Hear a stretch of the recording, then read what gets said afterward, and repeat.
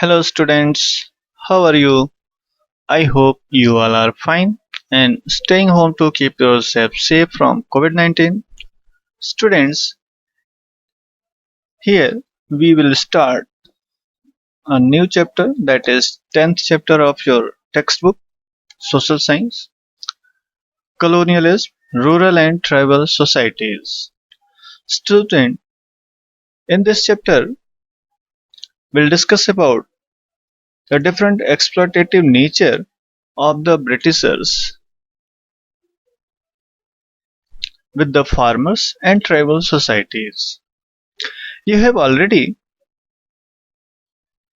read in the previous chapter that establishment of East India Company's rule in India was a long journey full of confrontations, struggles, battles, wars, and diplomatic moves.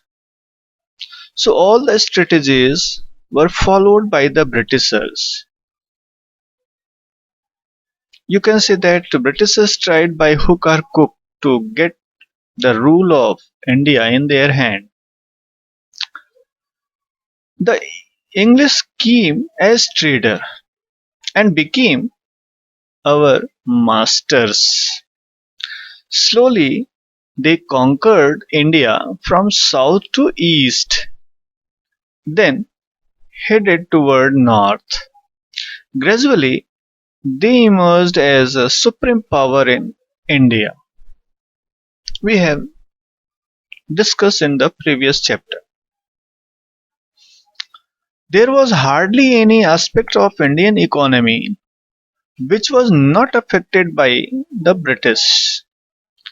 Unlike the earlier rulers and invaders, the East English totally shattered the traditional self-sufficient rural economy. As before the British period, India was self-sufficient in the rural areas for the different needs and requirements. The economic exploitation of India by British run by peasantry, that making the farmers in their poorest condition, uprooted the tribals, destroyed Indian trade and handicrafts. So what was the strength of India that all were destroyed by the Britishers? Colonial agrarian policy and its impact. Before the advent of East India Company, the rural life in India was simple and self-sufficient. Means almost their requirements which were they having were fulfilled by their different activities held in the rural region. The British brought many changes in the field of land revenue system, agriculture, trade, industry, and administration to guard their own interest. So that everything was done in their own interest. Nothing was done in favor of India. Therefore, the East India Company devised various methods to ensure the collection of revenue from Indian territories, annexed and controlled by them. Whatever the land was coming in their hand, that all the trick they were applying so that each and everything should go in their hand. As the British Empire expanded, the amount of revenue also increased so much so that the land revenue became the biggest source of income for the company. At this stage, the land revenue settlements were introduced with an aim to legitimize the practice of economic exploitation. So that all were done to make it rule or legal that revenue collection is a legal activity and have to be followed and done by all the people. So this was done.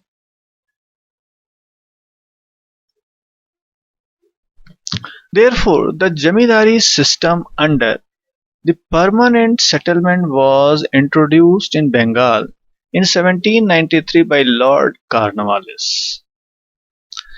Large part of South and West India were put under the Riot system, whereas Punjab, Northwest provinces and Awadh came under the Mahavari system.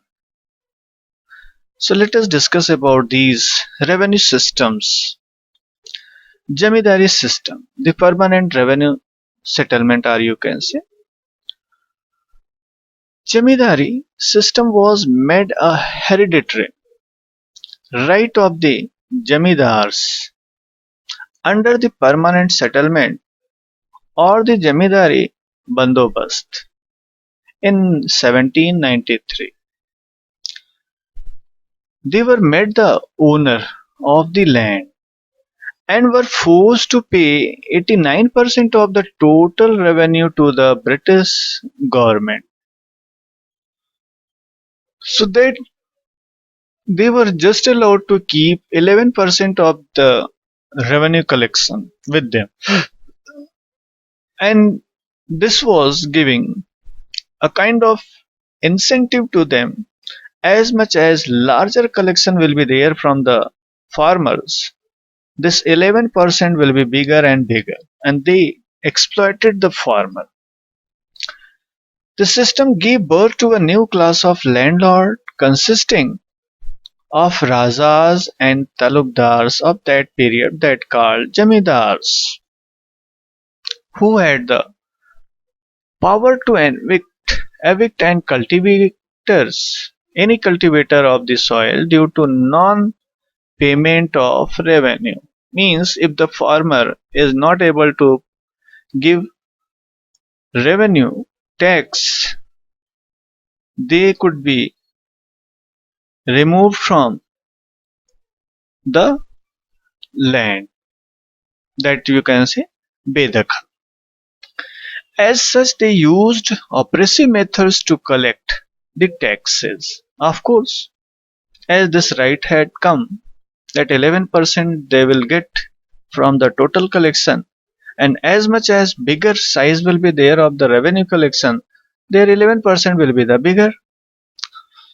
The peasants were compelled to take loan from money lenders to pay unpaid rent, and if the farmers were not able to pay tax, they were forced that they can get the money to pay tax from the moneylender,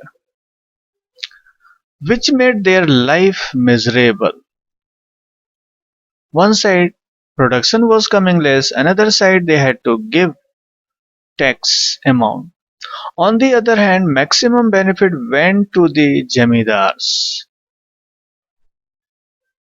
So as the company could not claim on the increased income of Jamidars, as they had fixed it permanently, they decided not to implement this system in the newly conquered territories, as this system adopted by the Britishers in the beginning, and afterward they felt the system was not properly working in their favor.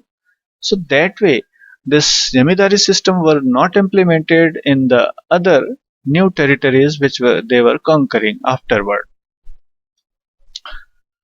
The next, Ryotwari system. This system of land revenue was introduced in South India by Thomas Munro in 1820. Later it came into effect in Bombay area also, and this system established a direct settlement between the government and the ryots. Ryots, that people who cultivates, that is cultivators. The revenues was directly collected from the cultivator and it was quite high. Under the Ryotwari system, the tax was not based on the produce but on the potential of the soil. See how oppressive this tax implementation was. That potential means if the soil is very good, tax will be higher whether the farmer produce or not have to pay tax. The ryots were forced to pay revenue even when there were no crops due to flood, drought or any natural calamity. If they wanted to hold the land in their hand, if they wanted to continue the agriculture, they had to pay tax even if they could not produce due to any kind of such situation that flood, drought or natural calamity. So this much exploitative land revenue system was adopted by the Britishers. Another land revenue system was adopted as Mahavari system.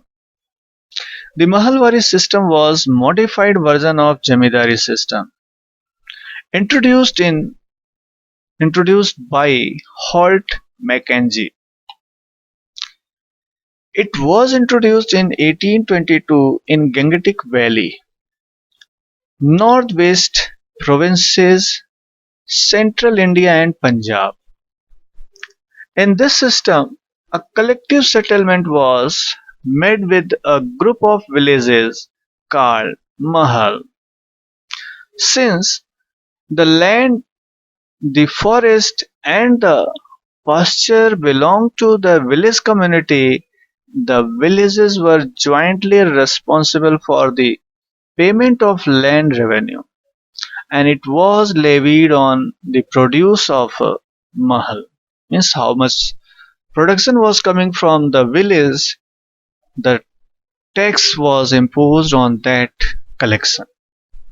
The Mahalwari system proved to be a curse for the peasants in the form of impoverishment, eviction from the land exploitation.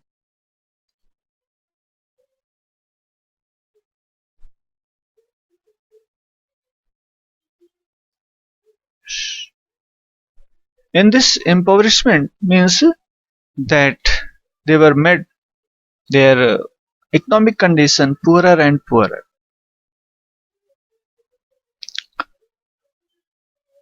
Eviction from land. The land was taken by the Britishers in the failure of repayment or payment of taxes.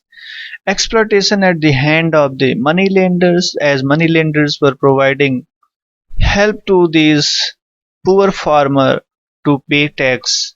So moneylenders were also taking advantage of this situation of the peasants. The widespread resentment among the farmers of North India between 1830 to 1840 was one of the cause of the revolt of 1857.